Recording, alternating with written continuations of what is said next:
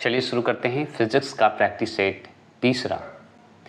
Physics का जो practice set तीसरा है वो शुरू करने जा रहे हैं और बहुत इंपॉर्टेंट है और 50 क्वेश्चन है। इसमें कोई डिस्कशन नहीं करेंगे, सिर्फ मॉक टेस्ट देंगे। ठीक है, तो चलिए शुरू करते हैं। पहला क्वेश्चन आपके सामने है कि निम्नलिखित में से किस जगह g का मान सर्वाधिक होता है।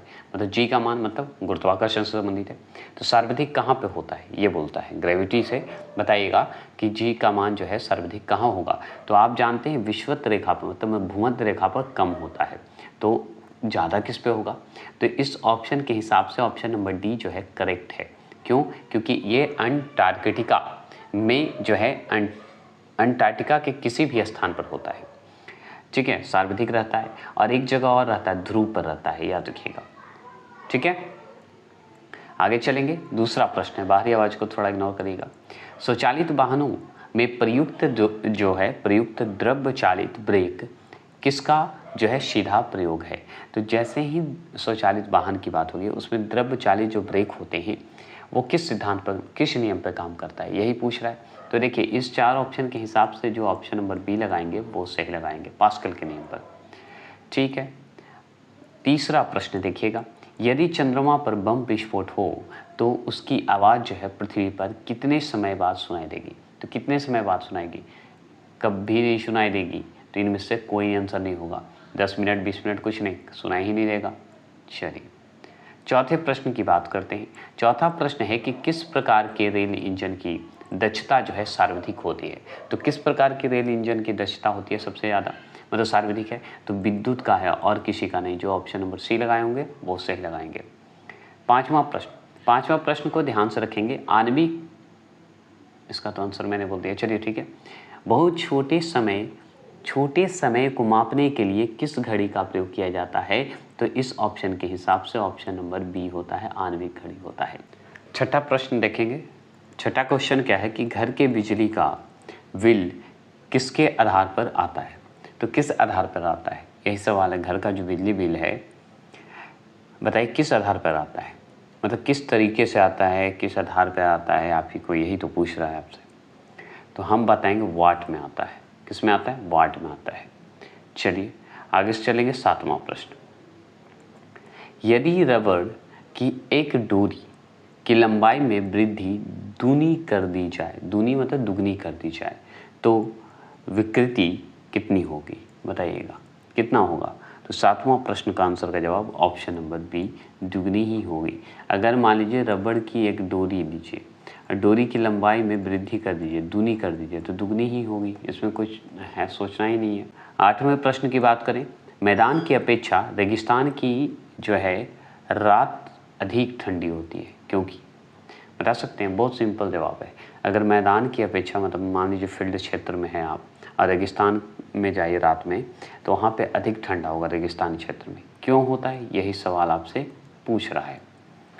तो आठवां प्रश्न का आंसर का जवाब जो ऑप्शन नंबर बी देंगे वो सही देंगे। बालू जितनी जल्दी गर्म होती है उतनी जल्दी ठंडी भी होती है, बस इतना ही सिंपल जवाब। ठीक है, नौवां प्रश्न, आजकल पेट्रोल में शीशा नहीं मिलाया जाता है, यह इसलिए क्यों नहीं मिलाया जाता, बताइए। मतलब आजकल का जो पेट्रोल है उसमें शीशा नहीं मिलाया जाता, क्यों नहीं मिलाया जाता बताएंगे। तो हाँ, क्योंकि ऑप्शन नंबर जो बी लगाएंगे वो सही लगाएंगे। शीशा रहित पेट्रोल प्रदूषण नहीं फैलाता है। शीशा अगर नहीं है उसमें तो पेट्रोल जो है प्रदूषण नहीं फैलाएगा। शीशा रहित मतलब शीशा नहीं है। दसवां प्रश्न है कि माइक्रोस्कोप प्रयुक्त किया जाता है। तो माइक्रोस्कोप जो है प्रयुक्त किया जाता है, तो बताएंगे। 10वां प्रश्न का जवाब देंगे तो ऑप्शन नंबर सी, सूक्ष्म वस्तुएं देखने के लिए। 11वां प्रश्न बताएंगे, वात्स्या भट्टी जिसे ब्लास्ट जो है फर्नेस बोलते हैं, ब्लास्ट फर्नेस में उत्पादित होता है। क्या उत्पादित होता है बता सकते हैं, बताइए। तो option number A, cast iron होता है। तो ब्लास्ट फर्नेस में उत्पादित होता है कौन सा, कास्ट आयरन। चलिए 12वां प्रश्न है पोर्टलैंड सीमेंट के विनिर्माण के लिए उपयोग में ली गई कच्ची सामग्री है। कौन है कच्ची सामग्री, इस ऑप्शन के हिसाब से जवाब देंगे। तो पोर्टलैंड सीमेंट के विनिर्माण के लिए पूछा जा रहा है कि उपयोग में ली गई कच्ची जो है सामग्री कौन सी है। कच्ची जो है मतलब कच्ची मतलब कौन सी ऐसी सामग्री है जिससे बनाया जाता है, तो बता सकते हैं कच्ची सामग्री बताएंगे। तो हम बताएंगे बी, एल्युमिनियम, मिट्टी और जो है जिप्सम से मिलकर बनता है।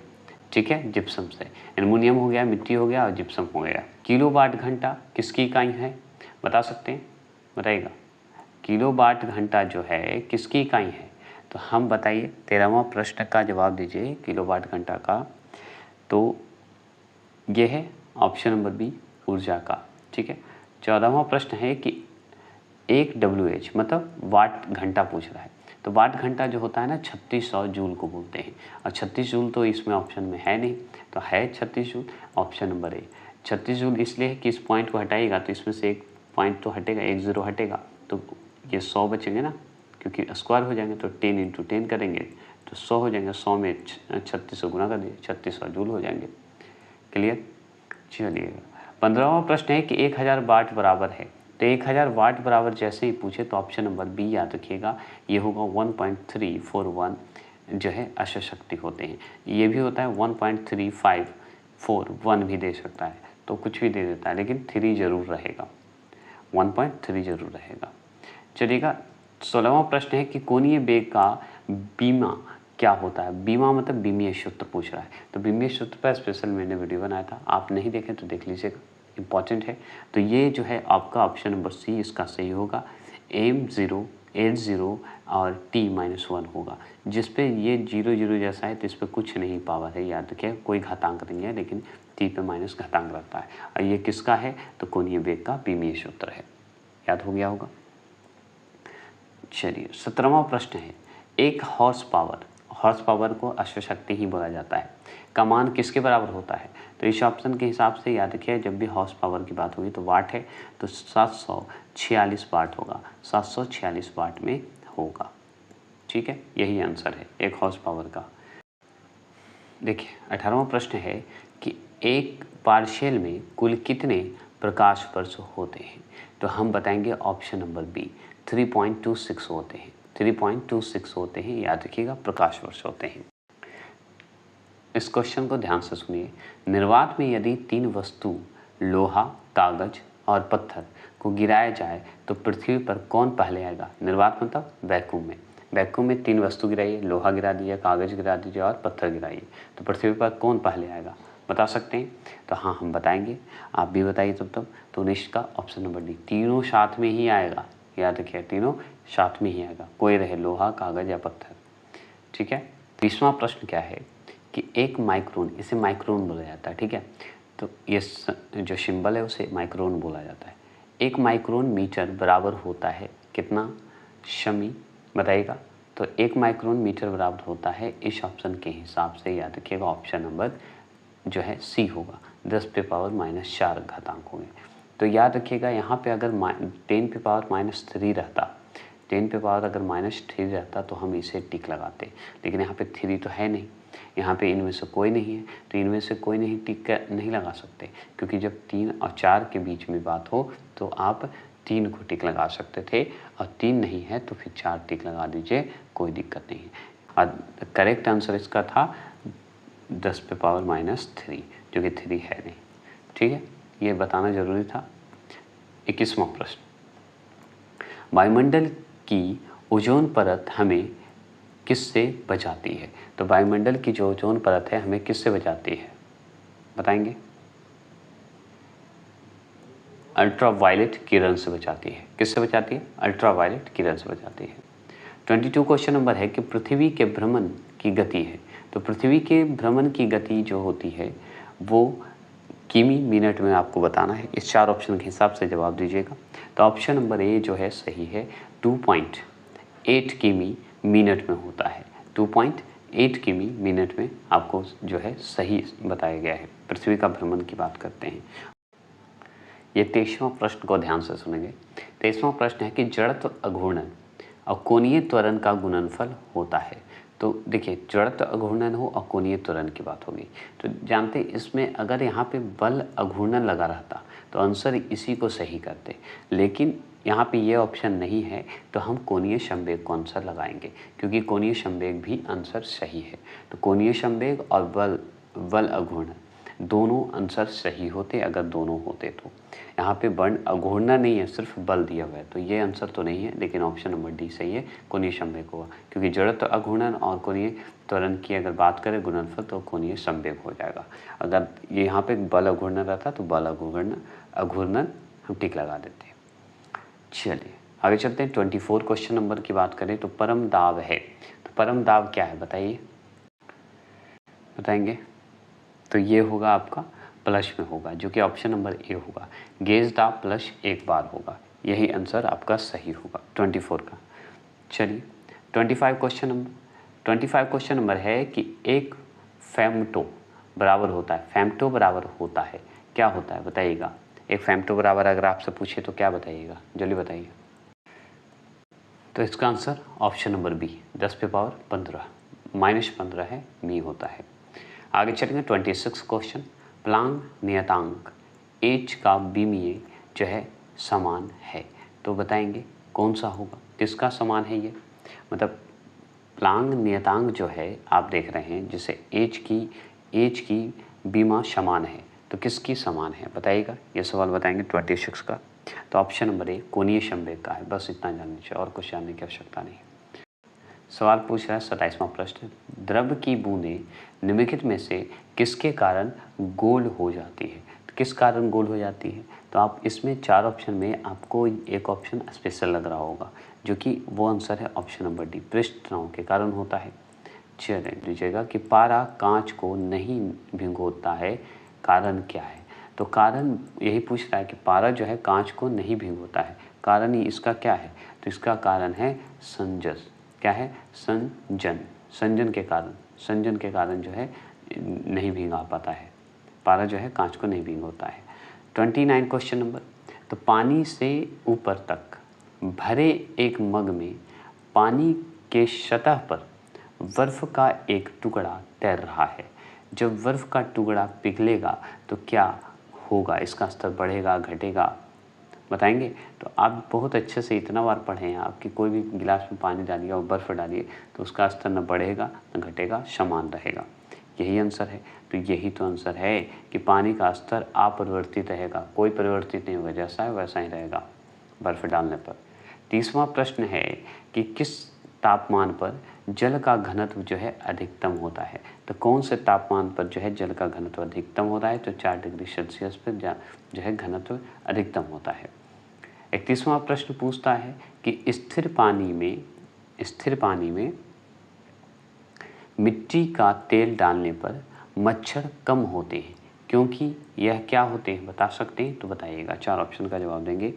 तो हम बताएंगे ऑप्शन नंबर सी, लार्वा के सांस में बाधा डालता है, तो लार्वे के सांस में जो है बाधा डालता है, ये जान गए। आगे 32वां प्रश्न है कि लॉ ऑफ फ्लोटिंग की बात करेगा तो सिद्धांत की खोज किसने की थी? तो जो सिद्धांत का खोज किया उसी सिद्धांत का नाम भी है, वही वैज्ञानिक के नाम पे है। तो इस ऑप्शन के हिसाब से जैसे ही लॉ ऑफ की बात होगी, फ्लोटिंग की बात होगी, तो हम बोल देंगे ऑप्शन नंबर डी। क्या नाम है? आर्की, याद रखिए आर्कीमिडीज नाम है, याद रखिएगा। यही इन्हीं के सिद्धांत भी कहा जाता है और इन्हीं ने यही खोजे भी थे। चलिए 33 क्वेश्चन नंबर है कि मछलियाँ जमे पानी की झील में जीवित रहती है, क्योंकि अब सोचिए मछली क्या है, बर्फ़ में जीवित रहती है, मतलब बर्फ़ जम जाता है उसके अंदर भी वो जीवित है। क्यों जीवित है बता सकते हैं मछली? तो हम बहुत अच्छे से जवाब देंगे कि झील की तली का पानी जमता नहीं है, मतलब ऊपर जमता है, नीचे पानी रहेगा, ऊपर खाली जम जाता है, समझ गए? तो मछली देखिए लैंप की बत्ती में तेल चढ़ता है, क्योंकि तो देखिए लैंप की बत्ती में तेल ऊपर क्यों चढ़ जाता है, समझ गए? अब तो लाइट उठ हो गया, पहले लैंप चलाया जाता था तो उसमें तेल की जो बत्ती होते थे उस पर तेल चढ़ जाता था, ठीक है? तो क्यों पता है? तो ये होता था, कारण है कैपिलरी क्रिया के कारण। कैपिलरी क्रिया के कारण होता है, तो इसका हिंदी में हम जब पढ़ाए थे आपको तो आप पढ़े होंगे कि केशिक, ठीक है, केशिक के बारे में सुने होंगे, तो इसी का नाम है कैपिलरी। ठीक है, याद रखिए। तो इसी क्रिया के कारण होता है कि लैंप का बत्ती जो है, बत्ती में तेल चढ़ता है ऊपर की ओर।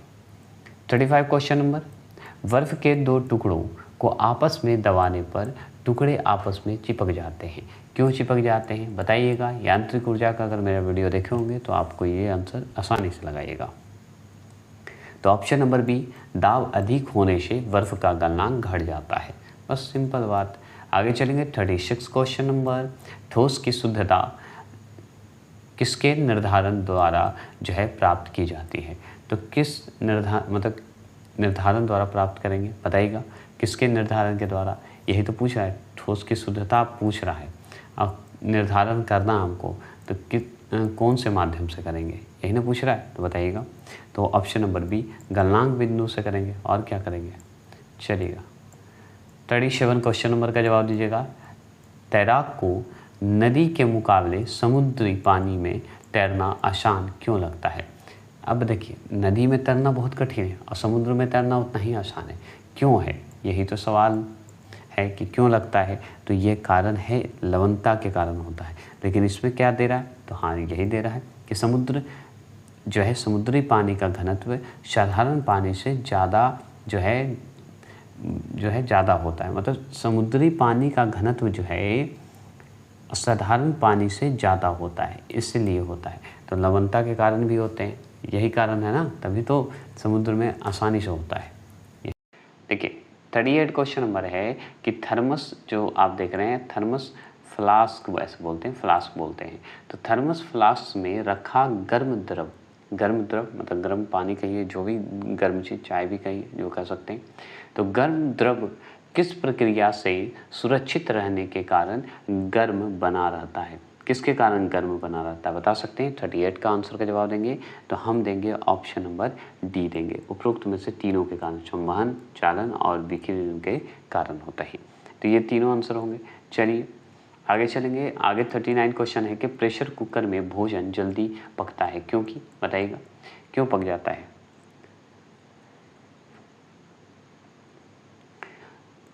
पानी का क्वथनांक बढ़ जाता है इसलिए। चलिए आगे चलिए।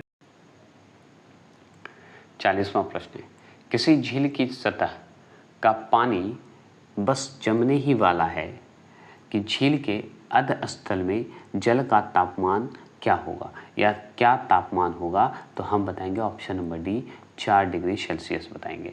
और 4 डिग्री सेल्सियस की जगह पे ऑप्शन में थोड़ा कन्फ्यूजन के लिए आपको दे सकता है कि 3.98।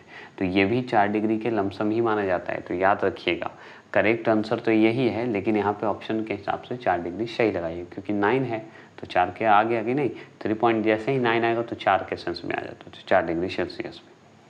चलिए 41 क्वेश्चन नंबर की बात करते हैं। तो दो रेलों के मध्य जोड़ पर एक छोटा सा स्थान छोड़ा जाता है, क्यों छोड़ा जाता है, यही सवाल तो है। मतलब मान लीजिए दो रेलगाड़ी के मध्य अगर बात करें, जो कि जोड़ा गया है, ठीक है, जोड़ा जाता है, उसके बीच में छोटा सा स्थान छोड़ा जाता है, क्यों छोड़ा जाता है बताइए इस ऑप्शन के हिसाब से।